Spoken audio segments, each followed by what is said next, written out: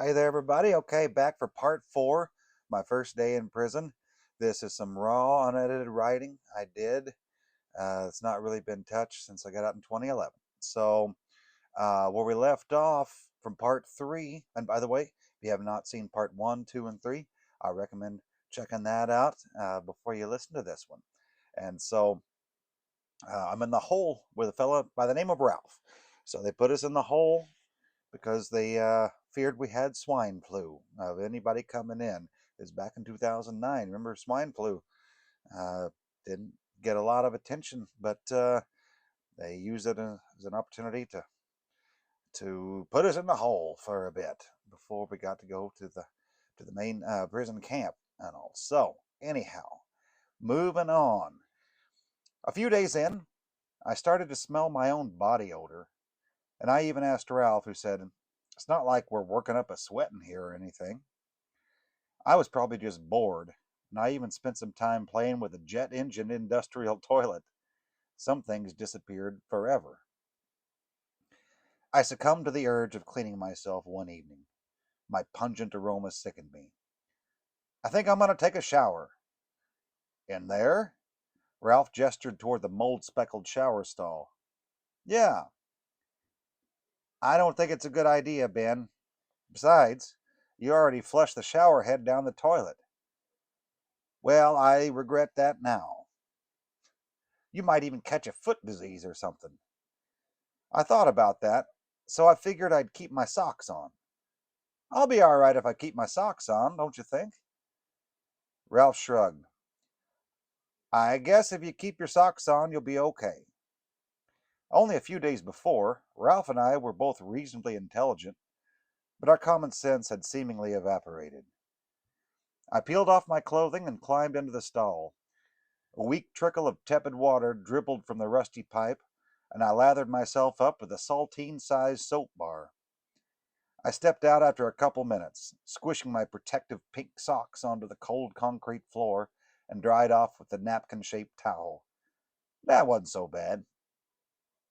The guard wheeled our supper to the door, and I fetched the trays. "Looks like cream of toad." I handed a tray to Ralph. He munched a sporkful. "Tastes like worm gravy." You know, someday we'll miss worm gravy. Sure enough, on the seventh day, someone stopped outside our cell and said, "Pack your shit, you're leaving." Raw and raggedy as we looked, we were ecstatic to finally get to scoot on down the road. Ralph slammed the last of the tooth powder, and we stuffed our scant possessions into the ankles of our pink socks. The guards ordered us to stick our arms through the slot in the door, and they slapped on the handcuffs, then corralled us into an outside holding cell where we joined a dozen other fellows headed for the camp. Some we'd seen getting escorted through the hallways over the last 7 days. Everybody was rough looking, as Ralph and I were, but giddy as schoolgirls. Some guys had also surrendered to the prison a few days earlier, while others had transferred in from other institutions. "How you doing, buddy?" Nick Smith asked me. "Better now. How about yourself?" "Glad to be out of that shithole." We waited outside with the others for a while, happy for the change in scenery. They were a diverse mix of convicts: young, old, black, white, Hispanic, fat, skinny, muscular, milquetoast, tattooed, bald, dreadlocked, cornrowed, white-toothed, gold-toothed, no-tooth, blue-eyed, brown-eyed, one-eyed, and four-eyed.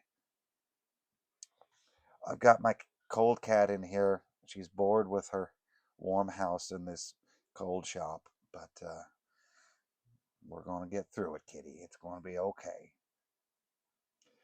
Some were excited to finally make it to a camp, having worked their way down in security levels. One fellow came from a low in Arkansas, another from Minnesota. "Is so and so still up there?" "An old partner of mine," they asked. All seemed like decent enough gentlemen. Scowls and evil eyes remained hidden. Some had languished for months in county jails, and the squints of their bloodshot eyes stretched the pale green skin on their lived-in faces. Coal miners' complexions and submarine suntans. Nearly an hour passed, and we rubbed our uncovered arms in the weather.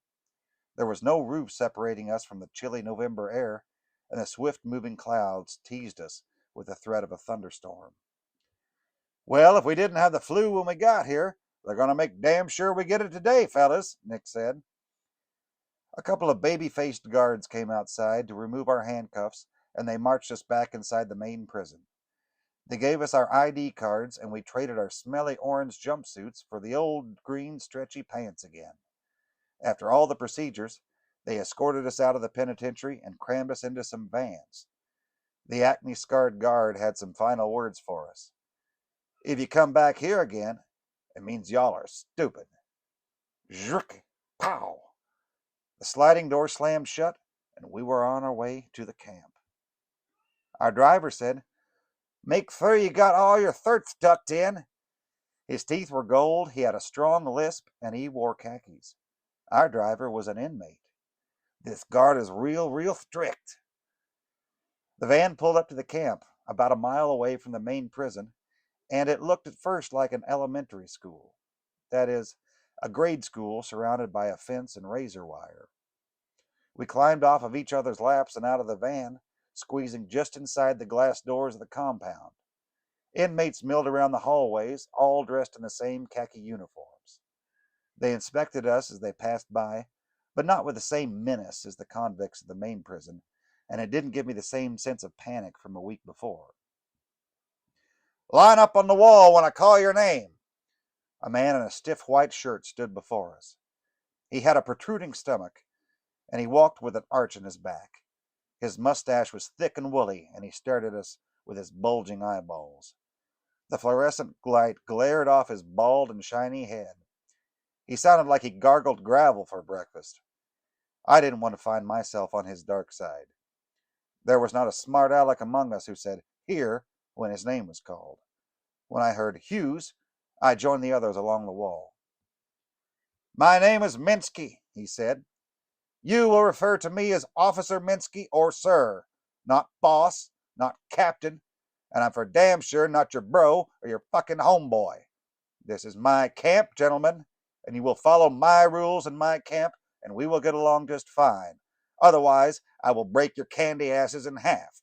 Is that understood?"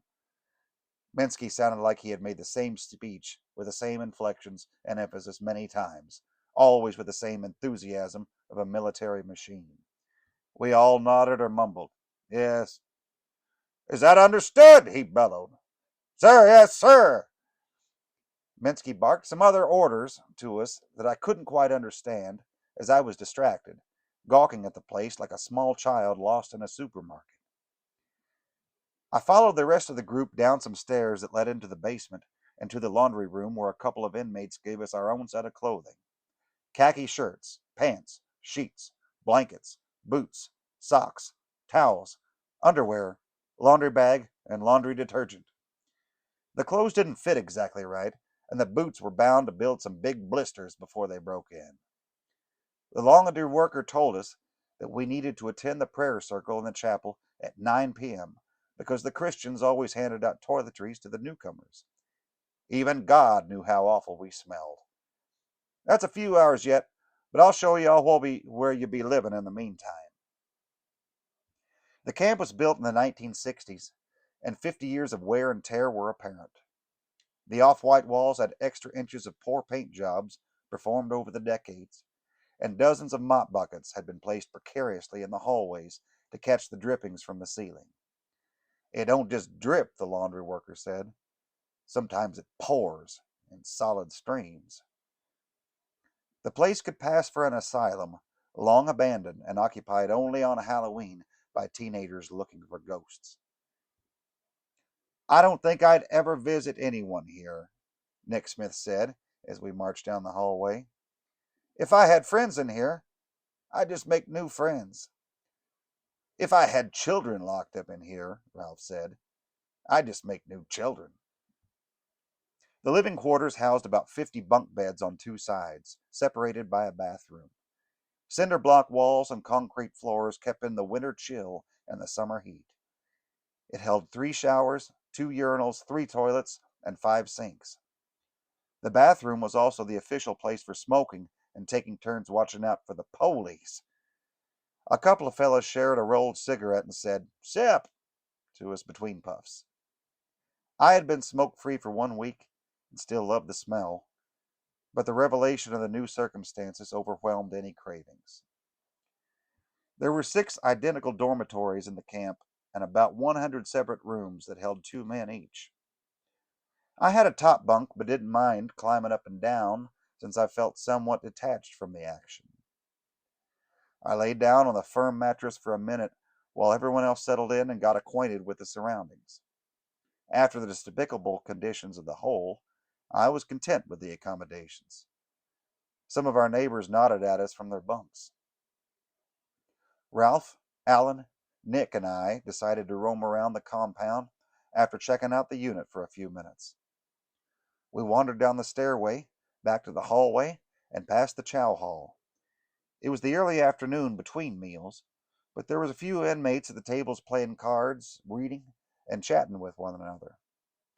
Down the hallway on the other side, we found more buckets half filled with brown rainwater in the middle of the path.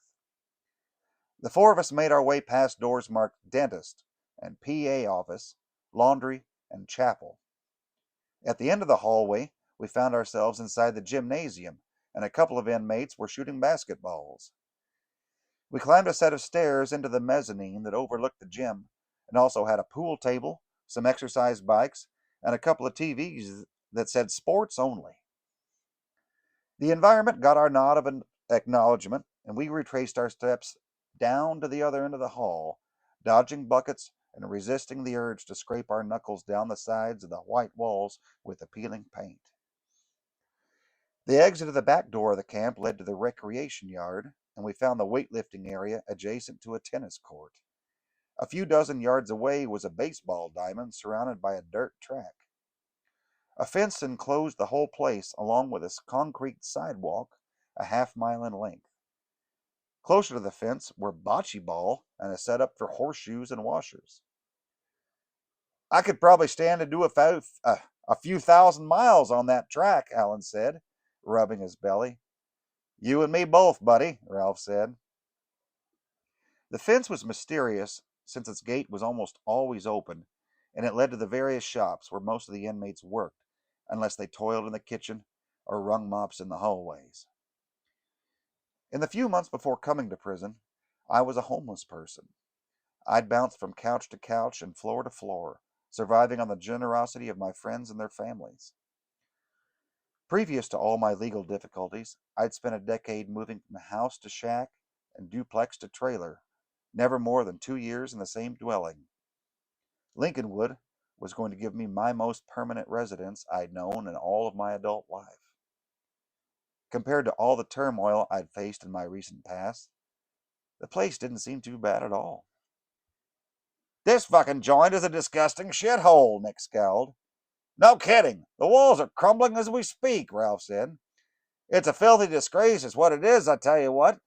Nick shook his head. We all headed back inside, just in time for the 4 p.m. count.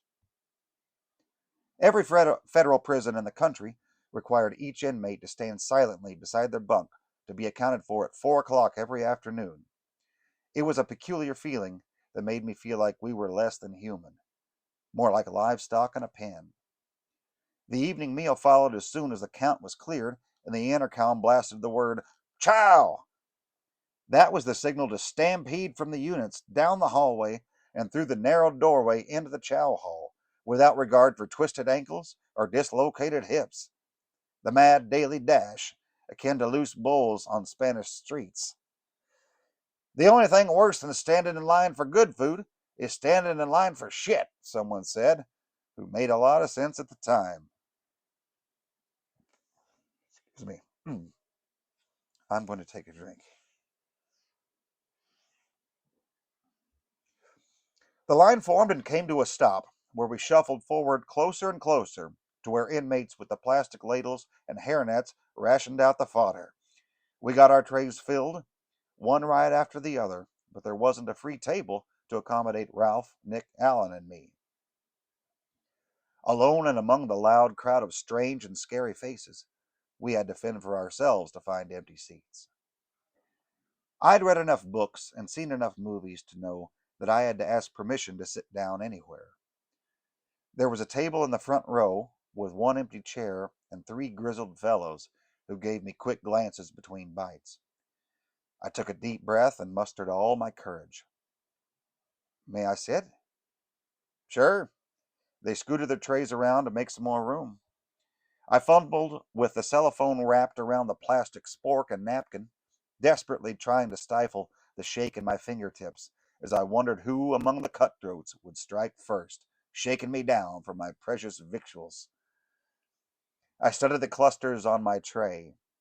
A beige, meatish goop sprawled against a beanly charcoal paste, its slot breached by a muddy rice material. How many y'all came in with you? One of them asked. About a dozen, I'd say. You come through Oklahoma? Most prisoners spend a little bit of time at the transfer center in Oklahoma City or in Atlanta, Georgia. No, I self-surrendered last week. A week seemed like at least a lifetime. Spent a week in the hole. Mm-hmm. He nodded. Everyone went back to chewing, grunting, slurping, and swallowing, and my presence went practically unnoticed for a few minutes. The food was far from delicious, but tasted better than it looked. Best learn to eat with your mouth, not your eyes around here. Ha! Another said.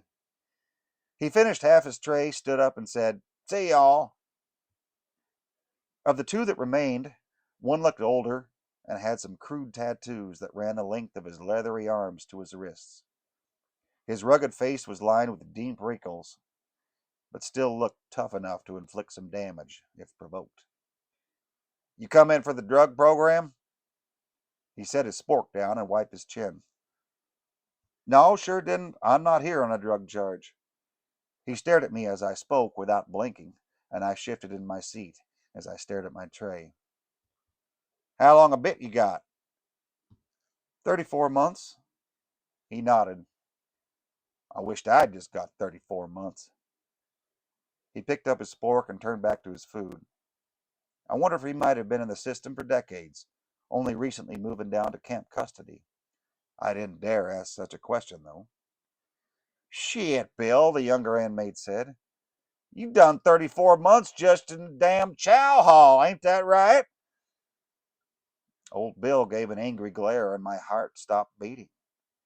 All the blood evacuated the vessels of my face and gathered in my guts, shivering and thickening from sincere terror. Holy sheep shit, I was just teasing you, Bill. A brand new pulse pumped and pounded away inside my forehead, and a powerful silence poisoned all of the surrounding oxygen. The trembling walls of my lungs burned from the breath imprisoned within them, and old Bill glared on, retina to retina, iris upon iris, without the slightest ruffle to his ancient eyelashes. The nitwit wilted. Bill, I didn't mean nothing, I swear, Bill. Finally, he released his stone face and gave a wicked grin and a hearty laugh. Bill's palm slapped the yokel's back, and he joined the hordes in the ruckus with heavy, wheezing guffaws and smokers' coughs, their jaws unfolded, spilling half-chewed morsels onto the tabletops. The sounds grew louder as elbows shoved elders, boots stomped floor tiles, and hairy palms slapped khaki kneecaps. Rib cages rattled in ridiculous seizures. I exhaled and forced a polite smile. My skull was empty, but my shorts questionable, as I picked at the heaps and clumps piled on my tray. My spork penetrated the mound of chicken pudding, miraculously extracting a gnarled wishbone. Looky there, bud, old Bill said. Now you gotta make a wish. The two convicts tossed their napkins on top of their trays and said, Catch you later, bud, and left me alone at the table. Conversations resumed all around with the comforting noises of consumption. The past few moments replayed over in my head as all the blood distributed itself back to the proper places in my body. I'd survived the first prison meal among the population and figure I only had about 3,000 more to go. Fuck. Oddly enough, however, I'd suffered through tougher meals in my days. As I was leaving the chow hall, I ran into Alan Cole, who was seated on the other end of the room. Hey, Ben, what was all that commotion going on over there? I don't know. My brain was too busy having a heart attack.